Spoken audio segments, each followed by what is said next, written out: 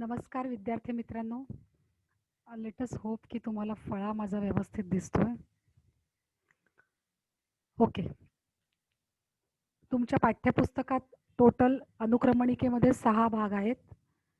प्रत्येक भागामधला एक एक टॉपिक आतापर्यंत आपण शिकलो. आज आपण व्याकरणाचा भाग पाहणार आहोत आणि तो भाग आहे वाक्यांचे प्रकार. व्याकरणाच्या तुमच्या भागामध्ये जो पहिला विषय घटक आहे त्याचं शीर्षक असं आहे की वाक्याचे प्रकार आणि वाक्य रूपांतर. लक्षात घ्या, वाक्याचे प्रकार आणि वाक्य रूपांतर या दोन्ही भिन्न गोष्टी आहेत. त्यामुळे त्याच्यामध्ये अजिबात गडबड करायची नाही. आज मी जो तुम्हाला प्रकार शिकवणार आहे तो आहे वाक्याचे प्रकार. वाक्याचे जे प्रकार आहेत ते कोणकोणते आहेत, ओळखायचे कसे, हे आता आपण शिकूया. वाक्याचे प्रकार.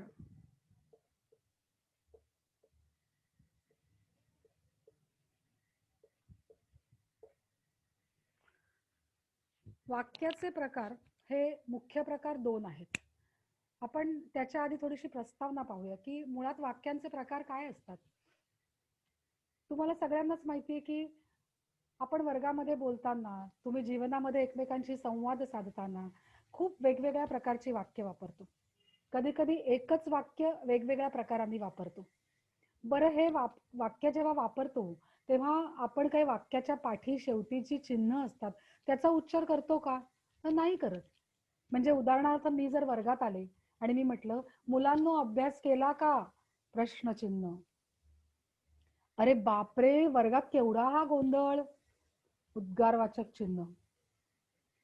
आज मी तुम्हाला कविता शिकवणार आहे, पूर्णविराम. अशा प्रकारे चिन्हांचा वापर करत किंवा चिन्ह उच्चार करत मी कधी वाक्य बोलते का किंवा तुम्ही बोलता का? नाही. तरी सुद्धा ते वाक्य काय आहे हे तुम्हाला आपोआप कळतं. तुम्ही त्या वाक्याचा आशय लक्षात घेता. मग मी विचारते की मुलांनो गृहपाठ पूर्ण केला का? तुम्हाला आपोआप कळतो की हा प्रश्न आहे. मग तुम्ही मला उत्तर देतात, हो केला आहे किंवा नाही केला आहे. किंवा मी म्हटलं, अरे बाप रे, वर्गात किती गोंधळ आहे. म्हणजे माझ्या मनातली उद्विग्नता आहे, चीड आहे, ती थोडीशी मी त्या उद्गारांमधनं बाहेर काढलेली आहे. तुम्हाला आपोआप कळतं मॅडम रागवल्यात, आपल्याला गप्प बसायला पाहिजे, मग तुम्ही गप्प बसता. किंवा मी म्हणते आज आपण कविता शिकणार आहोत. मग जेव्हा मी असं म्हणते की कविता शिकणार आहोत तेव्हा तुम्हाला कळतं आता आपल्याला पुस्तकं काढायची आहेत आणि कविता शिकायला सुरुवात करायची. म्हणजेच काय आहे की वाक्यांचा आशय लक्षात घेऊन त्यानुसार आपण ठरवतो की वाक्याचा प्रकार काय आहे आणि त्या वाक्याला आपल्याला काय प्रतिसाद द्यायचा आहे. अशा पद्धतीने वाक्याच्या आशयावरून, वाक्याच्या भावार्थावरून किंवा वाक्याच्या क्रियापदाच्या रूपांवरून आपण वेगवेगळ्या प्रकारचे वाक्य प्रकार जे आहेत ते ठरवतो आणि त्यानुसार आपल्याला वाक्याचे प्रकार ओळखायचे. आता वाक्याचे प्रकार ओळखताना मुळात वाक्याचे प्रकार किती आहेत ते आपण आधी पाहूया आणि मग ते ओळखायचे कसे हे आपण शिकूया. वाक्याचे 2 प्रकार आहेत. एक म्हणजे वाक्याचा आशय किंवा वाक्याचा भावार्थ यावरून होणारे वाक्याचे प्रकार आणि दुसरा जो प्रकार आहे तो म्हणजे वाक्यातील क्रियापदाचे रूप आणि त्या क्रियापदाच्या रूपावरून होणारे वाक्याचे प्रकार. म्हणजे ज्या वेळेला तुम्हाला परीक्षेमध्ये यावर आधारित कृती विचारली जाईल तर ती कृती कशी असते, तर आशयावरून किंवा भावार्थावरून खालील वाक्यांचे प्रकार ओळखा. किंवा दुसरी कृती कशी येईल, क्रियापदाच्या रूपावरून खालील वाक्यांचे प्रकार ओळखा. म्हणजे जेव्हा तुम्हाला वाक्यांचा प्रकार ओळखायचा असेल तेव्हा तुम्हाला शीर्षकाकडे लक्ष केंद्रित करायचंय. टायटल काय आहे ते पहिल्यांदा बघायचंय आणि एकदा का शीर्षक वाचलं की त्यानुसार तुम्हाला वाक्यांचे प्रकार ओळखायचे. आशयावरून किंवा भावार्थावरून जी वाक्यांचे प्रकार होतात ते एकूण 3 प्रकार आहेत आणि क्रियापदाच्या रूपावरून वाक्यांचे जे प्रकार होतात ते एकूण 4 प्रकार आहेत. कोणत्याही परिस्थितीमध्ये हे दोन्ही प्रकार एकमेकांमध्ये मिक्स होता कामा नये. जेव्हा आपल्याला विचारलं असेल की भावार्थावरून किंवा आशयावरून वाक्याचे प्रकार ओळखा, तेव्हा हेच 3 प्रकार जे आहेत मी आता तुम्हाला शिकवणार आहे तेच तुमच्या डोळ्यासमोर आले पाहिजेत. आणि जेव्हा मी तुम्हाला म्हणेन की वाक्यातील क्रियापदाच्या रूपावरून वाक्याचे प्रकार ओळखा, तेव्हा त्याच्या अंडर ज्या काही 4 प्रकारांचं आपण अंतर्भूत केलेले आहेत, ते 4 प्रकार आपण अंतर्भूत केलेले आहेत, ते तुम्हाला ओळखायचे. आपण आता एक एक प्रकार पाहूया. पहिला वाक्याचा मुख्य प्रकार आहे आशयावरून किंवा भावार्थावरून वाक्याचा प्रकार. याच्या अंडर किती प्रकार सांगितले मी तुम्हाला? टोटल 3 प्रकार सांगितले. कोणते कोणते आहेत?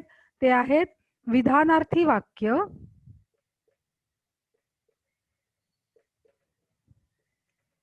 नंबर 2 आहेत प्रश्नार्थी वाक्य आणि नंबर 3 आहे उद्गारार्थी वाक्य.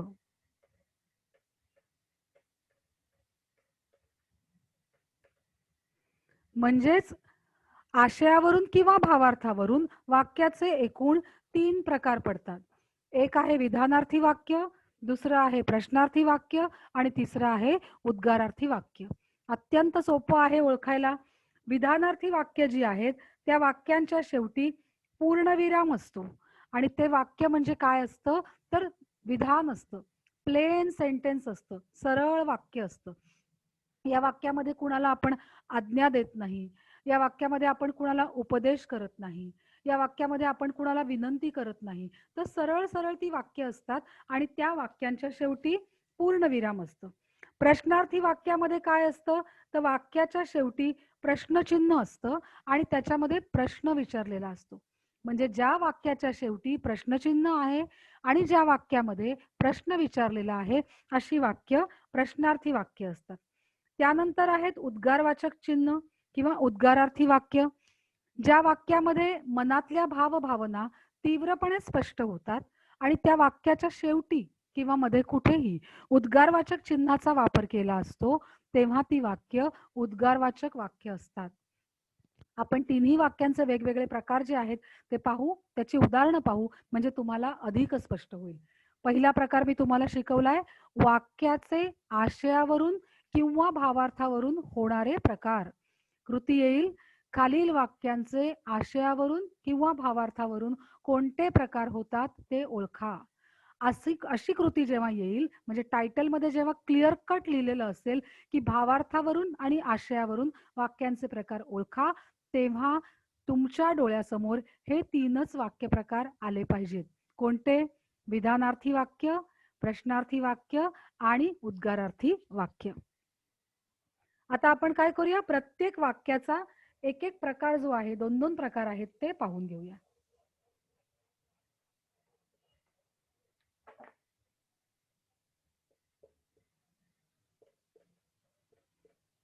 विधानार्थी वाक्य अतिशय सहज सोपी अशी ही वाक्य असतात. समजा मी पहिलं वाक्य लिहितेय, आपल्या भाषेत किंवा आपल्या जीवनात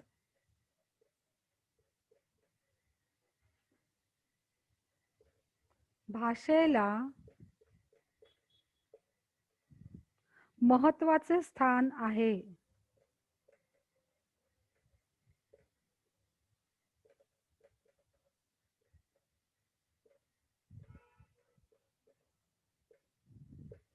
किंवा दुसरं एखादं आणखीन वाक्य घेऊ.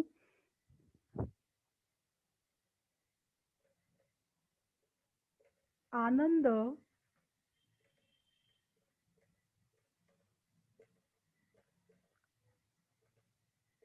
सगळ्यांनाच हवा असतो.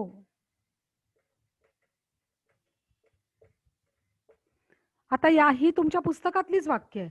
या वाक्यांमध्ये बघून तुम्हाला काय कळतंय की ही वाक्य म्हणजे मी काय कुणाला आज्ञा केलेली नाहीये, मी कुणाला विनंती केलेली नाहीये, उपदेश केलेला नाहीये, तर ही प्लेन सेंटेन्स आहे, जनरल स्टेटमेंट ज्याला आपण म्हणतो. किंवा डोंगरावर निसर्गाचा फुलोरा फुलला आहे, बाहेर पाऊस पडत आहे, आम्ही महाविद्यालयात शिकतो. या प्रकारची जी वाक्य आहेत ही सगळी काय आहेत? विधानं आहेत. हे प्रश्न नाहीयेत, हे उद्गार नाहीयेत, ही विधानं आहेत, प्लेन स्टेटमेंट आहेत आणि त्यांच्या शेवटी पूर्णविराम आहे. त्यांच्या शेवटी पूर्णविराम आहे. त्यामुळे जेव्हा वाक्य अशी प्लेन असतात, नुसती विधानं असतात आणि त्यांच्या शेवटी पूर्ण पूर्णविराम असतो ती वाक्य विधानार्थी वाक्य असतात.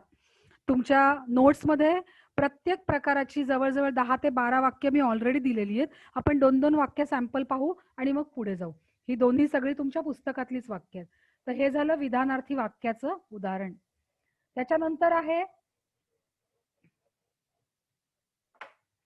प्रश्नार्थी वाक्य.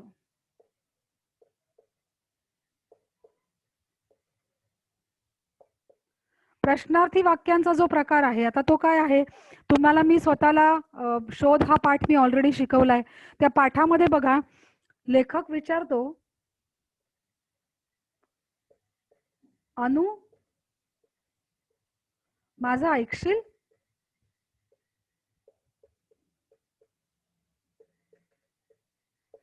हे काय झालं आता, अनु माझं ऐकशील हा प्रश्न आहे. लेखकाने इथे काय केलेला आहे, प्रश्न विचारलेला आहे आणि प्लस शेवटी काय सांगितलेलं आहे, प्रश्नचिन्ह टाकलेलं आहे. त्यामुळे जेव्हा वाक्यामध्ये प्रश्नचिन्ह असतं आणि प्रश्न विचारला असतो तेव्हा ते वाक्य प्रश्नार्थी असतं. दुसरं उदाहरण बघू तुमच्याच धड्यातलं.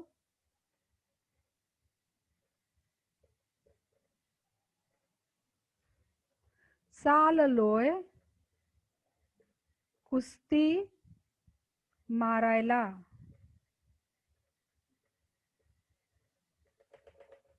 येतोस?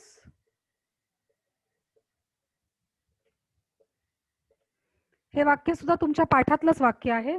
चाललोय कुस्ती मारायला, येतोस? म्हणजे हा प्रश्न विचारलाय आणि शेवटी प्रश्नचिन्ह टाकलंय म्हणून हे वाक्य प्रश्नार्थी वाक्य आहे. तर अशा प्रकारे वाक्यांमध्ये जेव्हा प्रश्न विचारला असतो आणि वाक्याच्या शेवटी प्रश्नचिन्हाचा वापर केलेला असतो तेव्हा ती वाक्य प्रश्नार्थी वाक्य असतात.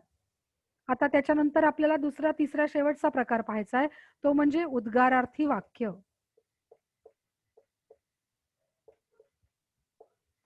उद्गारार्थी वाक्यामध्ये काय असतं, तर तुमच्या मनातले उद्गार असतात, मनामधला भाव असतो. कधी आनंद आहे, कधी दुःख आहे, कधी खेद आहे. वेगवेगळ्या प्रकारच्या भावना ज्या असतात त्या आपण त्या उद्गारांमधनं स्पष्ट करतो आणि शेवटी किंवा मध्ये कुठेही उद्गारवाचक चिन्हाचा आपण वापर करतो, तेव्हा ते वाक्य उद्गारवाचक वाक्य असतं. तुमच्याच पाठ्यपुस्तकातली वाक्य देते. शेवटी एकच मार्ग उघडा होता.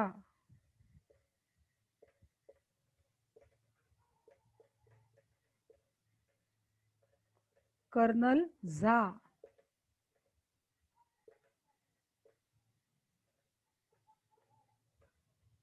शेवटी एकच मार्ग उघडा होता, कर्नल झा. किंवा दुसरं वाक्य देते.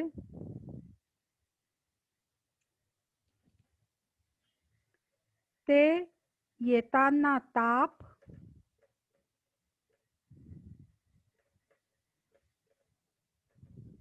आणि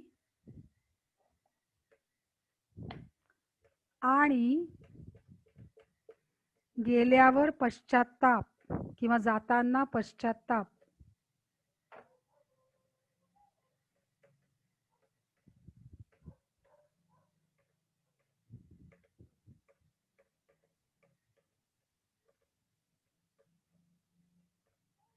ही जी दोन्ही वाक्य आहेत ही तुमच्या पाठातलीच वाक्य आहेत. शेवटी एकच मार्ग उघडा होता, कर्नल झा. तुमचा वीरांना सलामी हा जो पाठ आहे त्याच्यामध्ये लेखिकेने हे वाक्य उच्चारलेलं आहे जेव्हा ती संकटात सापडलेली असते, मुलांना घेऊन पावसामध्ये अडकलेली असते लडाख सारख्या दुर्गम प्रदेशात, तेव्हा तिच्या तोंडून आलेलं हे वाक्य आणि तिचा आधार होता कर्नल झा. म्हणजे मनातल्या भावना ज्या होत्या त्या तिने त्यातनं व्यक्त केल्या. हे सुद्धा काय उपरोध या वाक्यामध्ये, ते येताना ताप आणि जाताना पश्चाताप म्हणजे आपले दात. दंतकथा तुम्हाला माहिती आहे, तुमचा पाठ आहे, त्या पाठातलं हे वाक्य आहे. आणि प्लस शेवटी 2 उद्गारवाचक चिन्ह आहेत. म्हणजे या वाक्यांमध्ये उद्गारवाचक चिन्ह आहेत, मनातले उद्गार स्पष्ट झालेले आहे आणि अशी वाक्य जेव्हा असतात त्यांच्यामध्ये उद्गारवाचक चिन्हांचा वापर केला जातो तेव्हा ती वाक्य काय असतात, उद्गारार्थी वाक्य असतात. आता तुमची ही जी तिन्ही वाक्य आहेत, कोणकोणती तिन्ही वाक्य मी तुम्हाला सांगितली? एकतर उद्गारार्थी वाक्य किंवा प्रश्नार्थी वाक्य किंवा विधानार्थी वाक्य. ही तिन्ही वाक्य कदाचित होकारार्थी सुद्धा असू शकतात किंवा कदाचित नकारार्थी सुद्धा असू शकतात.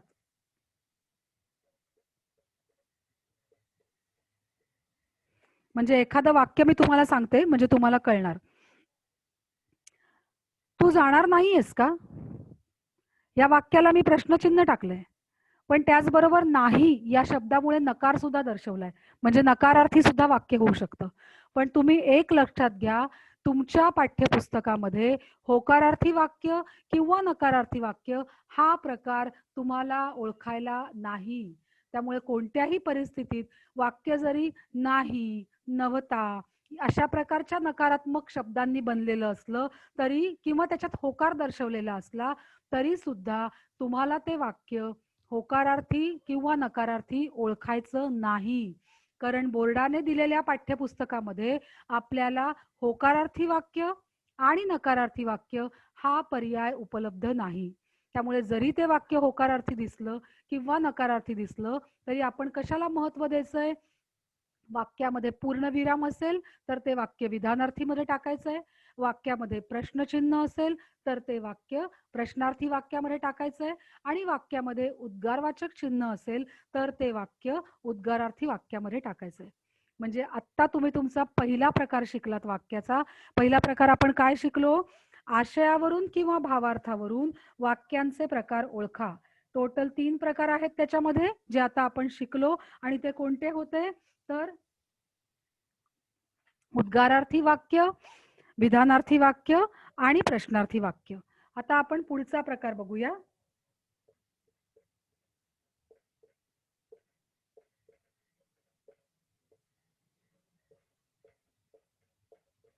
क्रियापदाच्या रूपावरून होणारे वाक्याचे प्रकार.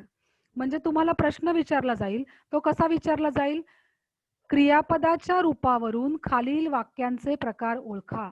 जेव्हा तुमचं टायटल किंवा तुमचं शीर्षक जे आहे ते तुम्हाला क्लिअर कट सांगतंय की क्रियापदाच्या रूपावरून वाक्याचा प्रकार ओळखायचा आहे, तेव्हा तुम्हाला आत्ता जे मी सांगणारे 4 प्रकार तेच निवडायचे. मगाशी जे आपण सांगितले होते भावार्थावरून किंवा आशयावरून, त्याचा वापर आपण इथे करायचा नाही. ते 3 तसेच सोडून द्यायचे. याच्यामध्ये या कॅटेगरीमध्ये म्हणजे या प्रकारामध्ये किती प्रकार येतात? टोटल 4 प्रकार येतात. एक आहे स्वार्थी वाक्य, नंबर 2 आहे आज्ञार्थी वाक्य, नंबर 3 आहे विद्यार्थी वाक्य आणि नंबर 4 आहे संकेतार्थी वाक्य.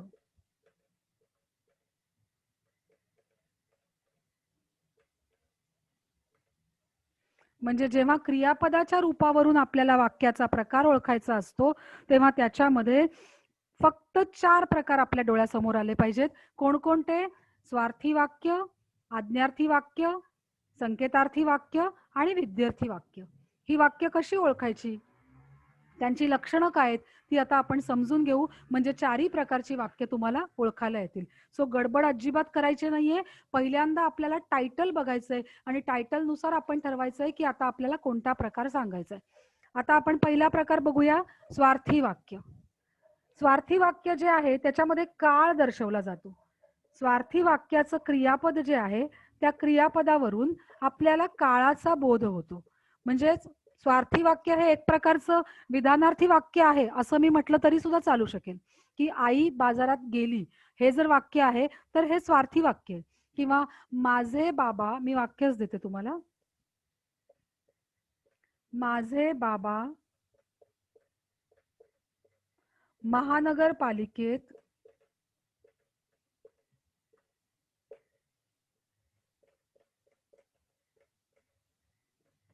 नोकरी करतात.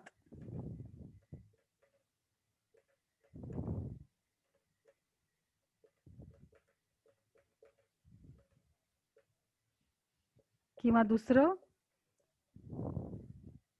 आई बाजारात गेली.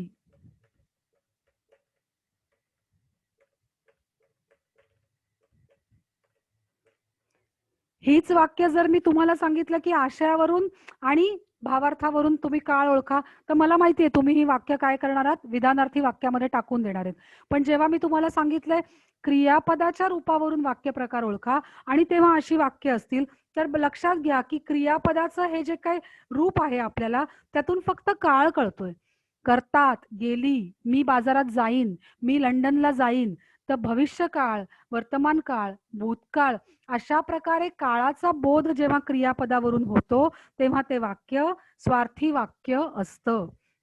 अनेक वाक्य मी तुमच्या नोट्समध्ये दिलेली आहेत. आपण वानगी दाखल 2-2 वाक्य जी आहेत ती फक्त शिकणार आहोत. याच्यानंतर जे आहे वाक्य, आता ती काय आहेत तर आज्ञार्थी वाक्य. आज्ञार्थी वाक्यामध्ये वेगवेगळी लक्षणं आहेत. कोणकोणती लक्षणं आहेत?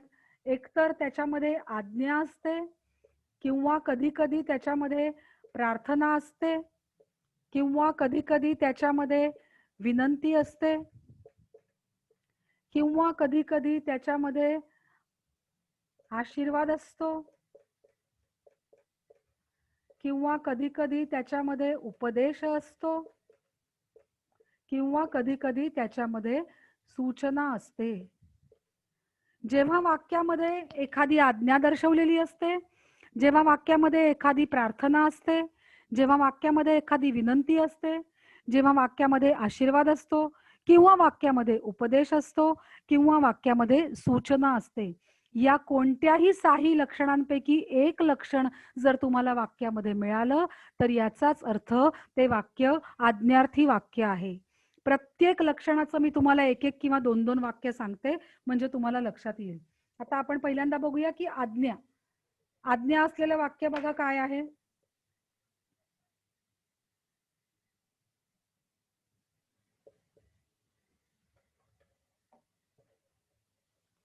आज्ञा आहे, ताटातील संपूर्ण पदार्थ संपव.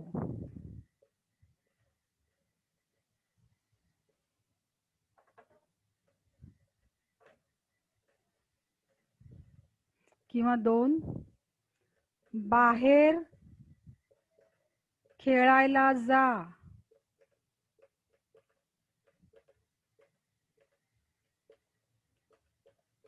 ही जी वाक्य आहेत याच्यामध्ये मी थेट थेट ऑर्डर दिलेली आहे, म्हणजे तुम्हाला इथे काहीच ऑप्शन नाहीये याच्यामध्ये. किंवा आणखीन एखादं वाक्य मी जे दिलं, दरवाजा बंद कर.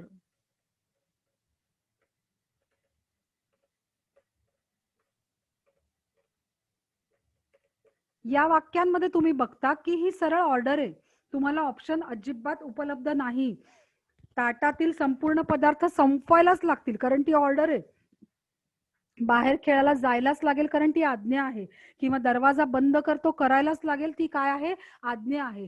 तर अशा प्रकारे कर, उठ, बस अशा जेव्हा आज्ञा दिल्या जातात तेव्हा ते वाक्य आज्ञार्थी वाक्य असतं. म्हणजे आज्ञार्थी वाक्याचं एक लक्षण होतं आज्ञा, त्याची वाक्य आपण पाहिली. दुसरं लक्षण काय आहे आज्ञार्थी वाक्याचं? सूचना असू शकते. जेव्हा वाक्यामध्ये सूचना असते, इथे थुंकू नये, किंवा या बाजूला गाड्या लावू नयेत.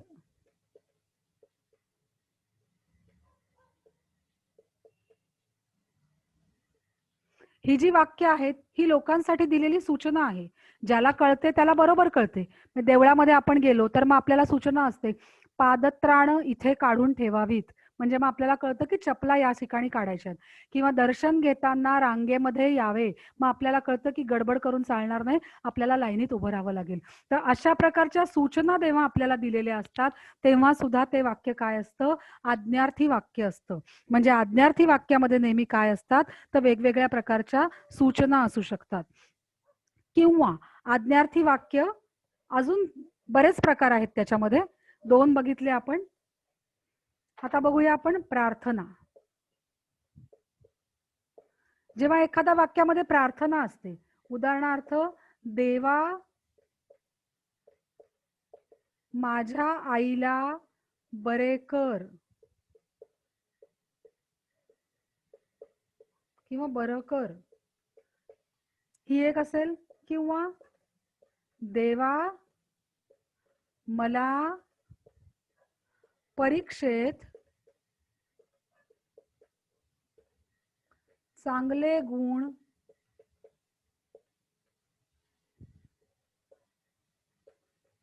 दे. आता ही देवाकडे केलेली प्रार्थना आहे. देवाला आपण परमेश्वराला काहीतरी विनंती केली. अशा अनेक विनंती आपण आयुष्यामध्ये करत असतो परमेश्वराला. तर जेव्हा अशा प्रकारच्या प्रार्थना केलेल्या असतात तेव्हा त्या वाक्यांमधून प्रार्थना प्रदर्शित होते आणि अशी वाक्य सुद्धा आज्ञार्थी वाक्य या प्रकारामध्ये मोडतात. त्यामुळे तिसरी कॅटेगरी जी होती आज्ञार्थी वाक्याचं लक्षण ते आहे प्रार्थना. अशा प्रकारच्या प्रार्थना जेव्हा वाक्यामध्ये असतात तेव्हा ती वाक्य काय असतात? आज्ञार्थी वाक्य असतात. जेव्हा वाक्यामध्ये उपदेश असतो, काही उपदेश सांगू शकते मी. मुलांनो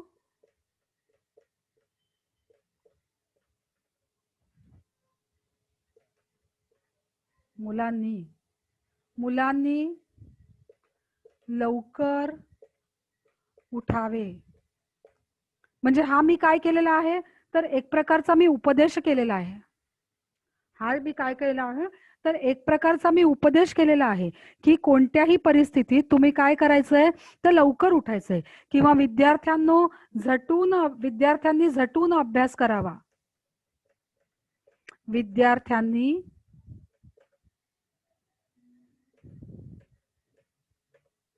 झटून अभ्यास करावा. या वाक्यामध्ये सुद्धा मी विद्यार्थ्यांना काय केलं आहे, उपदेश केलेला आहे की तुम्ही लवकर उठलं पाहिजे किंवा तुम्हाला झटून अभ्यास केला पाहिजे. अशा प्रकारे ज्या वाक्यांमधून उपदेश असतो तेव्हा ते वाक्य आज्ञार्थी वाक्य असतं. म्हणजे आपण बघितलं आज्ञार्थी वाक्यामध्ये एकतर आज्ञा असतात, उपदेश असतो, सूचना असते, त्याच्यानंतर आपण प्रार्थना बघितली. आता आणखीन एखादी कॅटेगरी मला वाटतं राहिलीये, विनंती राहिलीये. काय असते विनंती?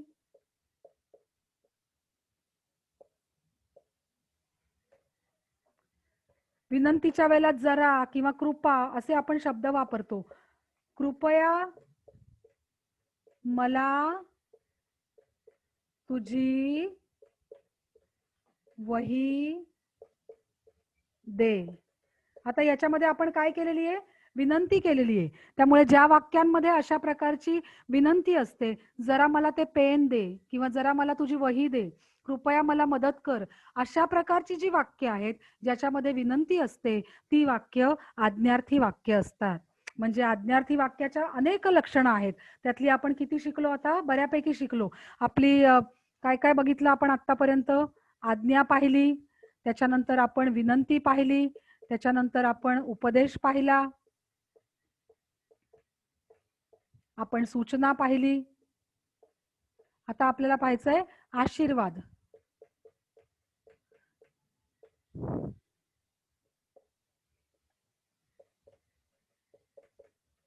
आयुष्यमान भव हे जेव्हा मी म्हणते तेव्हा मी काय केलेलं असतं, समोरच्याला आशीर्वाद दिला असतो. किंवा तुम्ही पाया पडायला येता शिक्षकांच्या, मग शिक्षक तुम्हाला म्हणतात यशवंत भव, कीर्तिवान भव, अशा पद्धतीचे जेव्हा आशीर्वाद दिले असतात तेव्हा सुद्धा ते वाक्य काय असतं, तर आज्ञार्थी वाक्य असतं. म्हणजे आज्ञार्थी वाक्याची लक्षणं बघा काय आहेत. तर आज्ञार्थी वाक्यांमध्ये बरीच लक्षणं आहेत. सूचना असते, किंवा कदाचित उपदेश असतो, किंवा विनंती असते, किंवा आशीर्वाद असतो, किंवा प्रार्थना असते. या 6 गुणांपैकी जर एखादं लक्षण आपल्याला वाक्यामध्ये सापडलं तर याचा अर्थ ते वाक्य काय आहे, आज्ञार्थी वाक्य आहे. त्यामुळे वाक्य लक्षात घ्यायचंय. त्या वाक्यामध्ये सूचना आहे का, त्या वाक्यामध्ये उपदेश केलेला आहे का, त्या वाक्यामध्ये आज्ञा आहे का, त्या वाक्यामध्ये विनंती आहे का, आशीर्वाद आहे का, की प्रार्थना आहे. या 6 लक्षणांपैकी एकही लक्षण जरी आपल्याला आढळलं तरी ते वाक्य थेट आज्ञार्थी वाक्य या कॅटेगरीमध्ये आपल्याला टाकायचंय. म्हणजे आपण पहिलं वाक्य शिकलो स्वार्थी वाक्य, दुसरं वाक्य आपण शिकलो आज्ञार्थी वाक्य, आणि आता तिसरा प्रकार आपण शिकणार आहोत तो आहे विद्यार्थी वाक्य. विद्यार्थी वाक्याची लक्षणं काय आहेत? तर याच्यात 3 लक्षणं आहेत. एक तर योग्यता, त्याच्यानंतर इच्छा आणि चौथं जे आहे ते आहे शक्यता. म्हणजे विद्यार्थी वाक्यामध्ये या 3 लक्षणांना आपण शोधू शकतो. पहिली लक्षण काय आहे? शक्यता. बहुतेक मी कॉलेजला जाईन.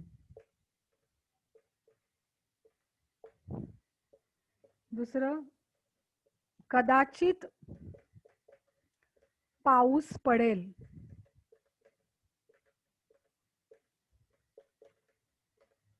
या वाक्यांमध्ये काय आहेत?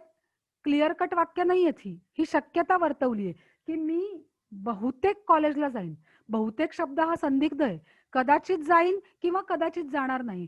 तर अशा प्रकारे जेव्हा संदिग्धता असते, शक्यता वर्तवलेली असते, इथे सुद्धा बघा, कदाचित पाऊस पडेल. मला नाही माहित पाऊस पडणार आहे किंवा नाही. कदाचित तो पडेल, कदाचित नाही पडणार. तर मी शक्यता वर्तवली आहे. जेव्हा शक्यता वर्तवली जाते तेव्हा ते वाक्य विद्यार्थी वाक्य असतं. किंवा कधी कधी वाक्यामध्ये योग्यता दर्शवली असते. कशी काय?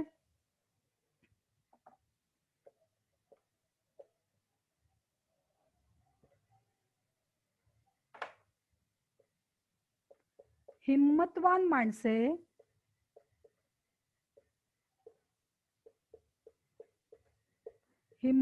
माणसे आव्हानाचा सामना सहज करू शकतात.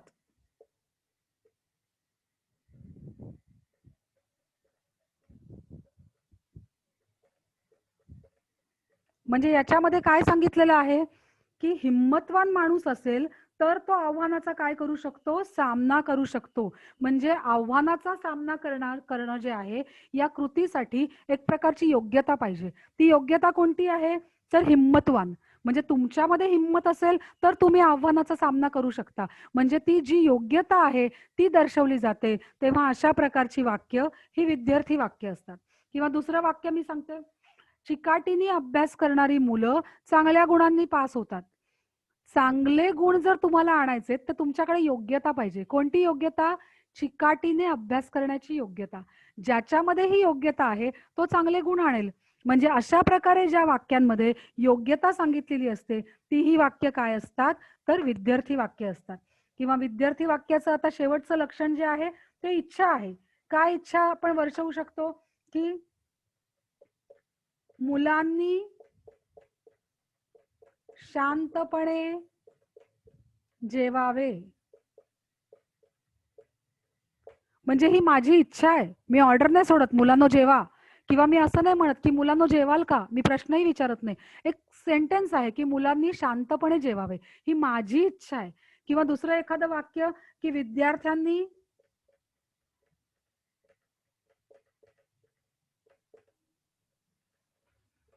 गृहपाठ वेळीच पूर्ण करावा.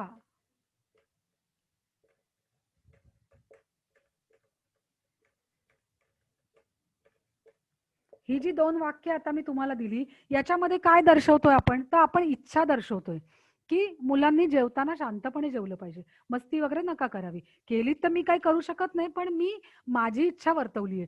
किंवा गृहपाठ दिलाय तर मुलांनी नियमितपणे गृहपाठ पूर्ण करावा, ही माझी इच्छा आहे. मुलं काय करतील आता मला माहित नाही, मी तर दिलाय, ते माझी इच्छा आहे. तर अशा पद्धतीने जेव्हा वाक्यामध्ये इच्छा प्रकट होतात तेव्हा सुद्धा ते वाक्य काय असतं? विद्यार्थी वाक्य असतं. म्हणजे योग्यता किंवा शक्यता किंवा इच्छा ही 3 लक्षणं जेव्हा वाक्यामध्ये दिसतात तेव्हा ती वाक्य विद्यार्थी वाक्य असतात. आणि याच्यानंतर शेवटची कॅटेगरी आणि ती आहे संकेतार्थी वाक्य.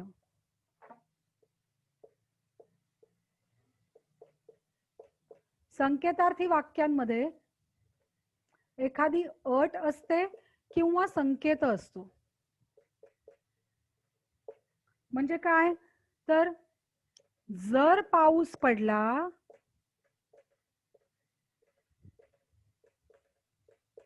तर धान्य पिकेल.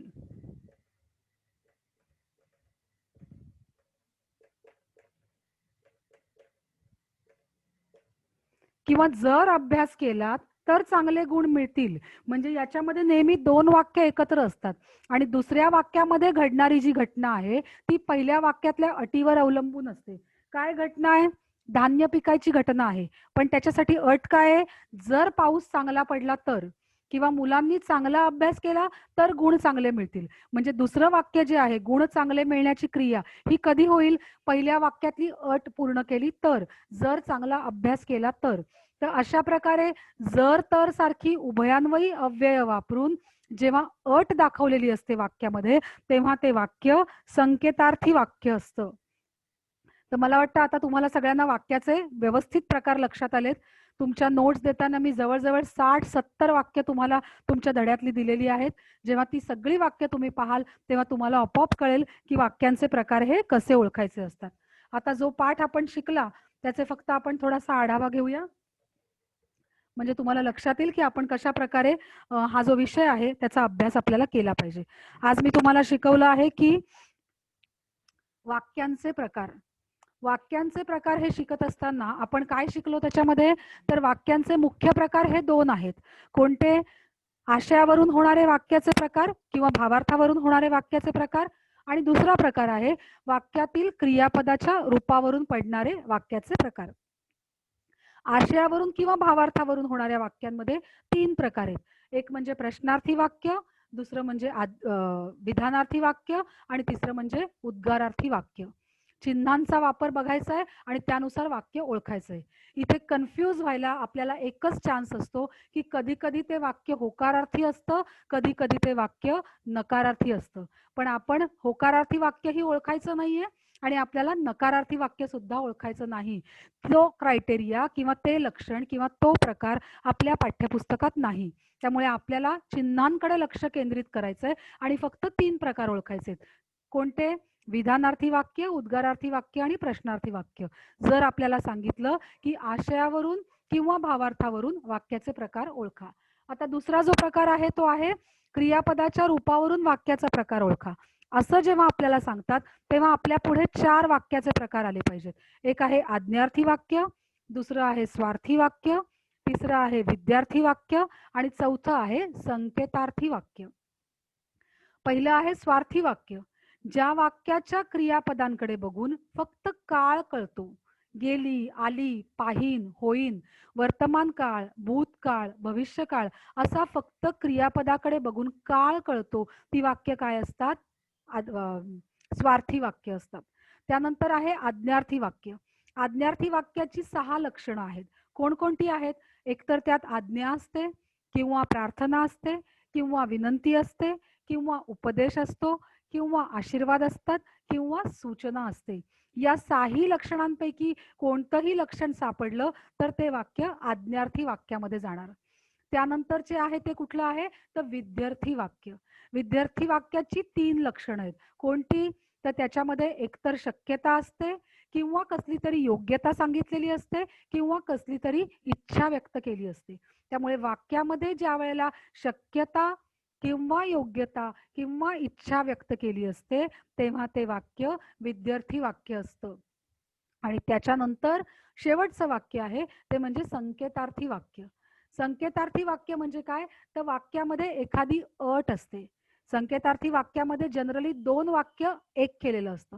त्याच्यासाठी जर तर सारख्या उभयान्वयी अव्ययाचा प्रयोग केला जातो आणि दुसऱ्या वाक्यामध्ये जी घटना घडणारी असते त्या घटनेसाठी पहिल्या वाक्यातली अट ही गृहीत धरली जाते. म्हणजे जर पाऊस पडला तर शेती होईल. शेती होण्याची जी घटना आहे ती पहिल्या वाक्यातील पावसावर अवलंबून आहे, अटीवर अवलंबून आहे. तर अशी अट जी असते, संकेत जेव्हा सांगितले जातात तेव्हा ते वाक्य संकेतार्थी वाक्य आहे. त्यामुळे आता मला वाटतं तुम्हाला हे 7 प्रकार आहेत टोटल, ते व्यवस्थित कळलेत आणि 7ही प्रकाराचं विभाजन डोक्यात ठेवायचंय. पहिले 3 प्रकार म्हणजे आशयावरून आणि भावार्थावरून होणारे वाक्याचे प्रकार, आणि नंतरचे 4 प्रकार म्हणजे वाक्यातील क्रियापदाच्या रूपावरून होणारे वाक्याचे प्रकार. आता गडबड अजिबात करायची नाहीये. अतिशय सोपं आहे हे सगळं ओळखायला. कदाचित 2 मार्कांचा प्रश्न असेल अजूनही तुमच्या कृतीपत्रिकेचं जे स्वरूप आहे ते फायनल आम्हाला मिळालेलं नाहीये. त्यामुळे सांगू शकत नाही की 2 मार्क आहेत का आणि किती मार्क आहेत. पण आहे तेवढं मात्र नक्की. तर हा अतिशय सोपा असा पाठ्यघटक आहे, विषय घटक आहे. तो तुम्ही एकदा वाचलात की तुम्हाला बरोबर कळेल. मी जी तुम्हाला नोट्समध्ये वाक्य दिली आहेत, ती सगळी वाक्य तुम्ही लिहून काढायची आहेत. त्याचबरोबर त्याच टाईपची प्रत्येक वाक्याची कमीत कमी 5 वाक्य तुम्ही स्वतःच्या मनाने लिहून आणायची आणि मला वर्गामध्ये ती वाचून दाखवलीत तरी सुद्धा चालेल. एरवी आपण अशा पद्धतीने वाक्य वाचतो, नमुने वाचतो, तुम्ही मला छान प्रतिसाद देता. तर यावेळेला सुद्धा आपण तसंच काय करूया, अनम्यूट ठेवूया तुम्हाला आणि तुम्ही मला वाक्याचे प्रकार वाचून दाखवा, जे लिहिले असतील ती. तर आता हा पाठ तुम्हाला समजलाय असं गृहीत धरते आणि लेक्चर इथेच संपवते. धन्यवाद.